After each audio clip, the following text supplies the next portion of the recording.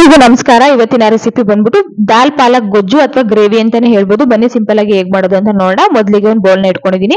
ಇದಕ್ಕೆ ಅರ್ಧ ಕಪ್ ಅಷ್ಟು ಕಡಲೆಬೇಳೆ ಮತ್ತೆ ಅರ್ಧ ಕಪ್ ಅಷ್ಟು ಬೇಳೆನ ಹಾಕೋತಾ ಇದೀನಿ, ತೊಗರಿ ಬೇಳೆ ಹಾಕೊಂಡು ಇದು ಮುಳುಗೋಷ್ಟು ನೀರನ್ನ ಹಾಕೊಂಡು ಒಂದ್ಸಲ ಚೆನ್ನಾಗಿ ತೊಳ್ಕೊಳ್ಳಿ. ತೊಳ್ಕೊಂಡ್ಮೇಲೆ ಅದು ಮತ್ತೆ ಮುಳುಗೋಷ್ಟು ನೀರನ್ನ ಹಾಕಿ 1 ಗಂಟೆ ಟೈಮು ಇದನ್ನ ನೆನೆಯೋದಕ್ಕೆ ಬಿಟ್ಬಿಡ್ಬೇಕಾಗುತ್ತೆ. ಇದನ್ನ ಇವಾಗ ಒಂದ್ ಸೈಡ್ಗೆ ಎತ್ತಿಟ್ಕೊಳ್ಳೋಣ.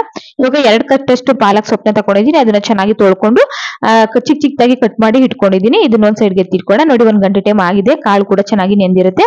ಅದನ್ನ ಇವಾಗ ಒಂದು ಕುಕ್ಕರ್ಗೆ ಹಾಕೋತಾ ಇದೀನಿ. ಹಾಕೊಂಡು ಕಾಳು ಮುಳುಗೋಷ್ಟು ನೀರನ್ನ ಹಾಕೋತಾ ಇದೀನಿ. ಹಾಕೊಂಡ್ಮೇಲೆ ಒಂದ್ ಸ್ವಲ್ಪ ಅರಿಶಿನ ಪೌಡರ್, ರುಚಿಗೆ ತಕ್ಕಷ್ಟು ಉಪ್ಪು, ಮತ್ತೆ 1 ಪಲಾವ್ ಎಲೆನ ಹಾಕೋತಾ ಇದೀನಿ, ಮತ್ತೆ 1 ಪೀಸ್ ಅಷ್ಟು ಚಕ್ಕೆ, 1 ದೊಡ್ಡ ಏಲಕ್ಕಿನ ಹಾಕೋತಾ ಇದೀನಿ. ಆಮೇಲೆ 1 ಟೇಬಲ್ ಸ್ಪೂನ್ ಅಷ್ಟು ತುಪ್ಪನ ಹಾಕೋತಾ ಇದೀನಿ. ತುಪ್ಪನ ಹಾಕೊಂಡು ಚೆನ್ನಾಗಿ ಮೊದಲಿಗೆ ಮಿಕ್ಸ್ ಮಾಡ್ಕೊಳ್ಳಿ. ಮಿಕ್ಸ್ ಮಾಡ್ಕೊಂಡ್ಮೇಲೆ ಇದನ್ನ ಕುಕ್ಕರ್ ಮುಚ್ಚಳನ ಮುಚ್ಚಿ 3 ರಿಂದ 4 ವಿಷಲ್ ಕೂಗಿಸ್ಕೋಬೇಕಾಗುತ್ತೆ. ಬೇಳೆ ಎಲ್ಲ ಸಂಪೂರ್ಣವಾಗಿ ಮೆತ್ತಗಾಗಬೇಕು. ಇದನ್ನ ಇವಾಗ ಬೇಯೋದಕ್ಕೆ ಬಿಟ್ಬಿಡೋಣ. ಅಷ್ಟರಲ್ಲಿ ಇವಾಗ ಮತ್ತೆ ಒಂದು ಬಾಂಡ್ಲಿನ ಇಟ್ಕೊಂಡಿದೀನಿ. ಇದಕ್ಕೆ 1 2 ರಿಂದ 3 ಟೇಬಲ್ ಸ್ಪೂನ್ ಅಷ್ಟು ತುಪ್ಪನ ಹಾಕೋತಾ ಇದೀನಿ. ತುಪ್ಪ ಕರಗಿದ್ಮೇಲೆ ಅರ್ಧ ಸ್ಪೂನ್ ಅಷ್ಟು ಜೀರಿಗೆನ ಹಾಕೋತಾ ಇದೀನಿ.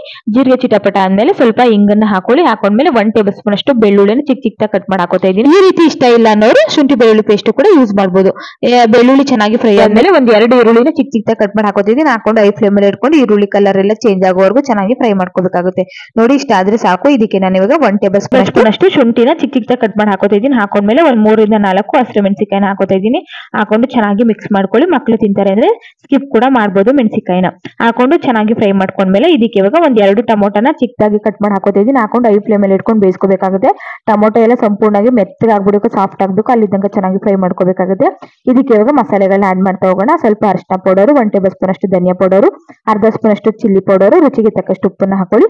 ಹಾಕೊಂಡು ಚೆನ್ನಾಗಿ ಮಿಕ್ಸ್ ಮಾಡ್ಕೊಳ್ಳಿ. ಮಿಕ್ಸ್ ಮಾಡ್ಕೊಂಡ್ಮೇಲೆ 2 ರಿಂದ 3 ನಿಮಿಷ ಹಾಗೇನೆ ಚೆನ್ನಾಗಿ ಹುರ್ಕೊಳ್ಳಿ. ಅದು ಸಾಫ್ಟ್ ಆಗೋದಕ್ಕೆ ಇವಾಗ 1 ಕಪ್ ಅಷ್ಟು ನೀರನ್ನ ಹಾಕೋದಿ. 1 ಕಪ್ ಅಷ್ಟು ನೀರು ಹಾಕೊಂಡು ಮತ್ತೆ ಚೆನ್ನಾಗಿ ಕುದಿಸ್ಕೊಳ್ಳಿ. ನಾವು ಹಾಕಿರುವಂತ ನೀರೆಲ್ಲ ಸಂಪೂರ್ಣವಾಗಿ ಡ್ರೈ ಆಗಿ ಅದು ಒಂಥರ ಟೊಮೊಟೊ ಗೊಜ್ಜು ರೀತಿ ಆಗ್ಬೇಕು. ಈ ರೀತಿ ಆಗೋ ಟೈಮಲ್ಲಿ ನಾನು ಇವಾಗ ಕಟ್ ಮಾಡಿ ಇಟ್ಕೊಂಡಿರುವಂತ ಪಾಲಕ್ ಸೊಪ್ಪನ್ನ ಹಾಕೋತಾ ಇದೀನಿ. ಹಾಕೊಂಡು ಐ ಫ್ಲೇಮ್ ಅಲ್ಲಿ ಇಟ್ಕೊಂಡು ಅದನ್ನು ಕೂಡ ಚೆನ್ನಾಗಿ ಮಿಕ್ಸ್ ಮಾಡ್ಕೋಬೇಕಾಗುತ್ತೆ.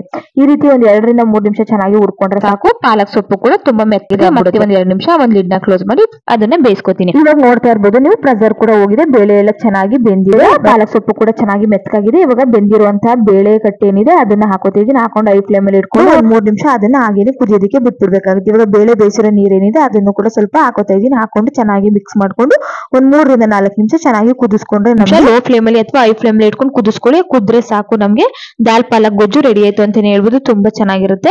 ಇದಕ್ಕೆ ಒಂದು ಚಿಕ್ಕದಾಗಿ ಒಗ್ಗರಣೆ ಮಾಡ್ಕೊಬಿಡೋಣ. 2 ಟೇಬಲ್ ಸ್ಪೂನ್ ಅಷ್ಟು ತುಪ್ಪನ ಹಾಕೊಂಡಿದೀನಿ. ತುಪ್ಪ ಬಿಸಿ ಆದ್ಮೇಲೆ ಅರ್ಧ ಸ್ಪೂನ್ ಅಷ್ಟು ಜೀರಿಗೆ ಹಾಕೊಂಡ್ಮೇಲೆ 1 ಟೇಬಲ್ ಸ್ಪೂನ್ ಅಷ್ಟು ಕಟ್ ಮಾಡಿ ಇಟ್ಕೊಂಡಿರುವಂತ ಬೆಳ್ಳುಳ್ಳಿನ ಹಾಕೊಂಡು ಚೆನ್ನಾಗಿ ಫ್ರೈ ಮಾಡ್ಕೊಳ್ಳಿ. ಫ್ರೈ ಮಾಡ್ಕೊಂಡ್ಮೇಲೆ ಇದಕ್ಕೆ ನಾನು ಇವಾಗ ಕಟ್ ಮಾಡಿ ಹಾಕೋತಾ ಇದೀನಿ. ಹಾಕೊಳ್ಳೋದ್ರಿಂದ ಶುಂಠಿ ಫ್ಲೇವರ್ ತುಂಬಾ ಚೆನ್ನಾಗಿರುತ್ತೆ ಅಂತ ಹೇಳಿ 2 ಒಣಮೆಣಸಿನಕಾಯಿನ ಹಾಕೋತಾ ಇದೀನಿ.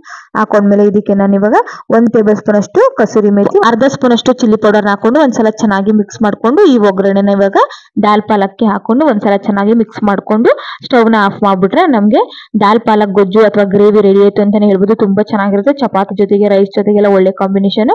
ನಿಮ್ಗೆ ಏನಾದ್ರೂ ರೆಸಿಪಿ ಇಷ್ಟ ಆಗಿದ್ರೆ ಲೈಕ್ ಮಾಡಿ, ಶೇರ್ ಮಾಡಿ, ಕಮೆಂಟ್ ಮಾಡಿ. ಮತ್ತೆ ಸಿಗ್ತೀನಿ ಮುಂದಿನ ವಿಡಿಯೋ ಜೊತೆಗೆ.